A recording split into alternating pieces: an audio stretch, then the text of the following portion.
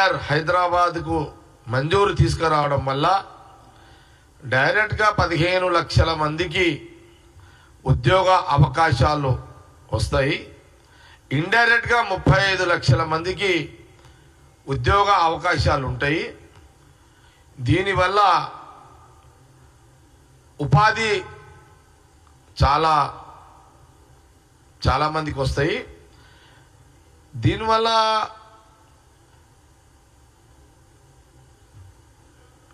వాళ్ళందరూ కూడా డెవలప్ అయిపోతారు. కాబట్టి చాలా సందర్భాల్లో ఎందుకు నేను దీని మీద పదే పదే చెప్పడం జరిగిందంటే, మాకు కాంగ్రెస్ పార్టీ పక్షాన కోరే దాంట్లో మాకున్న రైట్స్ ఏంటంటే, ఉమ్మడి రాష్ట్రంలో ఉన్నప్పుడు ఆ రోజు ఎట్లయితే ఐఐటి ఆ రోజు సోనియా గాంధీ గారు యూపీఏ గవర్నమెంట్లో, మన్మోహన్ సింగ్ గారు, రాజశేఖర రెడ్డి గారు ఆ రోజు ముఖ్యమంత్రిగా ఐఐటి కంది, ఐఐటి హైదరాబాద్, సంగారెడ్డిలో ఏ రకంగా అయితే తీసుకురావడం జరిగిందో ఐఐటిని, అదే రకంగా ఐటీఐఆర్ కూడా హైదరాబాద్కు మంజూరు చేయాలని విభజన కంటే ముందు యూపీఏ గవర్నమెంట్లో జరిగిన చర్చలు, ప్రయత్నాలు చివరి దశలో అది రాలేకపోయింది. బీజేపీ ప్రభుత్వం కిషన్ రెడ్డి గారిని, బండి సంజయ్ గారిని నేను అడగడం ఏంటంటే, బీజేపీ ప్రభుత్వము వచ్చి దాదాపు 11 సంవత్సరాలు అవుతుంది. ఈ రోజుకు పార్లమెంటు చివరి రోజు. కానీ బండి సంజయ్ గారు, కిషన్ రెడ్డి గారు సెంట్రల్ మినిస్టర్లు హైదరాబాద్, తెలంగాణకు ఐటీఐఆర్ని తీసుకురావాలని మీరు ప్రధానమంత్రి గారితో మాట్లాడిన సందర్భము లేదు. పార్లమెంట్లో చర్చకు తీసుకొచ్చే ప్రయత్నాలు చేయలేదు. మీ ప్రభుత్వంలో తెలంగాణ రిప్రజెంటేటివ్గా మీరు సెంట్రల్ మినిస్టర్లు ఉన్నా దాదాపు 8 మంది ఎంపీలు ఉన్నారు. 8 మంది బీజేపీ ఎంపీలు ఉన్నారు. అందులో నుంచే 2 సెంట్రల్ మినిస్టర్లు. మీరు తెలంగాణ ప్రజల యువత కోసము ఆ రోజు యూపీఏ గవర్నమెంట్, కాంగ్రెస్ గవర్నమెంట్లో హైదరాబాద్కి ఇవ్వాలనే ప్రతిపాదనను మీరు మంజూరు చేసుకొని తీసుకొచ్చే ప్రయత్నం 11 ఏళ్లలో ఆ 10 ఏళ్ళు పోయినాయి. ఈ ఒక 1 ఇయర్ కూడా ఇక గడిచిపోవచ్చింది. దీని మీద సూటిగా మీకు అడుగుతున్నాం, మీకు ఇంకా 4 సంవత్సరాల సమయం ఉంది.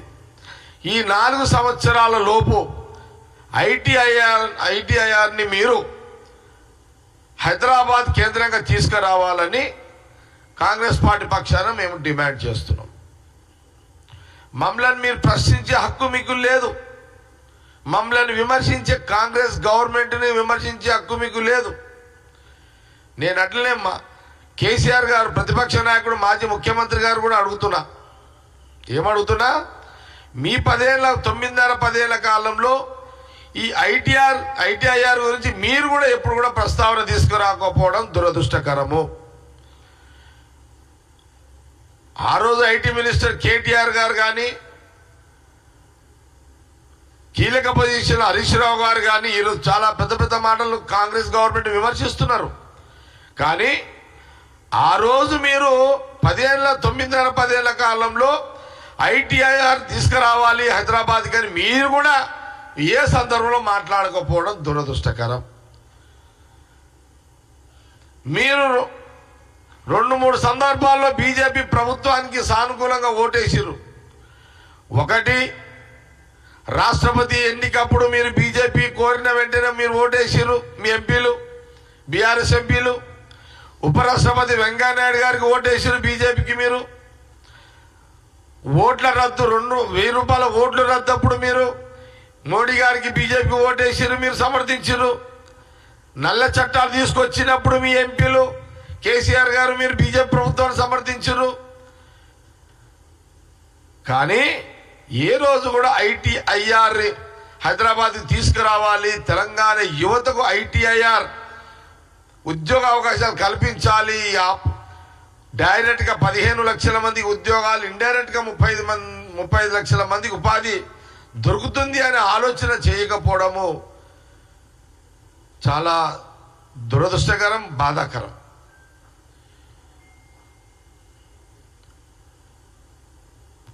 ఎంతసేపు ఇప్పుడు 10 ఏళ్ల తర్వాత ప్రజలు కాంగ్రెస్ గవర్నమెంట్కి అవకాశం ఇచ్చిర్రు. సోనియా గాంధీ, రాహుల్ గాంధీ గారి నాయకత్వంలో, ఖార్గే గారు, ప్రియాంక గాంధీ గారి నాయకత్వంలో తెలంగాణ ప్రజలు అవకాశం ఇచ్చిర్రు. సంవత్సరం అయిపోయింది, మీద 2 నెలలు, 2వ నెల, 3వ నెల నడుస్తుంది.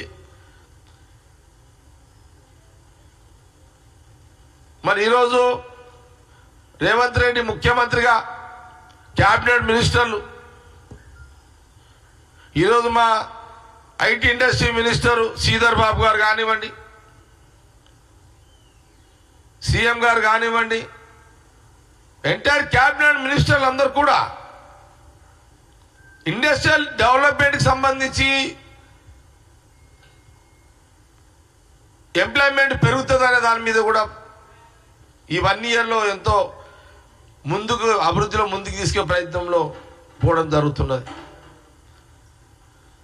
కానీ మేమే అడిగేది ఒకటే, బండి సంజయ్ గారిని, కిషన్ రెడ్డి గారిని అడిగేది ఒకటే, ఐటీఐఆర్ని హైదరాబాద్ తెలంగాణకు శాంక్షన్ మోడీ గారిని ఒప్పించి తెలంగాణ హైదరాబాద్ తీసుకొచ్చే దమ్ము బండి సంజయ్ గారికి, కిషన్ రెడ్డి గారికి ఉందా? ఆ దమ్ము, ఆ ధైర్యము, ఆ గట్స్ మీకు ఉన్నాయా? మీరు హైదరాబాద్లో కూర్చొని